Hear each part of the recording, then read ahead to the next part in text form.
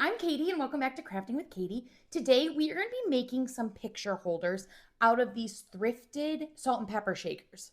I found these on Amazon and I'm going to cut them to size and then put them in these salt shakers, and it's going to make a great base for our pictures. Let's go ahead and get started. You'll need salt and pepper shakers. I thrifted all of these. These metal floral card holders off Amazon. I also have these wire cutters so I can shorten the holders, and some hot glue if needed to tack the holders in place. The first step is to pick your salt or pepper shaker base. I just found this pair of birds at Angel's House of Treasures in downtown Cadillac. I eyeball how tall I want the metal holders to be. I tried using the wire cutters, but it didn't work. The wire was a little too thick.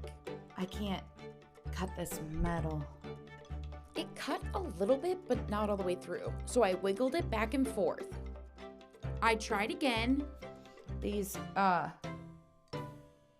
wire cutters are not cutting this. Ah, I can't do it.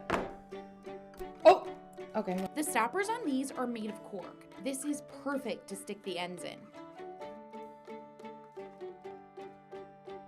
Same with these little green and gold shakers.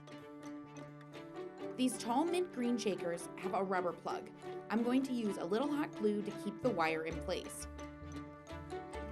I did 2 holders on this one. These last 2 salt and pepper shakers looks like an onion maybe, a celery, a fennel. I added a little glue at the top and I'm done. I grabbed some pictures and cards to display. And we're all finished. I think these turned out great. There's a bunch of different ways that you can use them.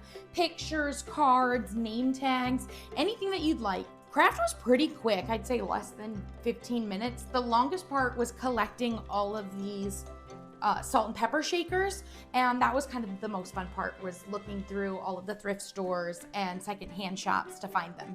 Thank you guys so much for watching. I'll see you next time. Bye, everyone. If you want more information on this craft and others, head to 9and10news.com. Search Crafting with Katie.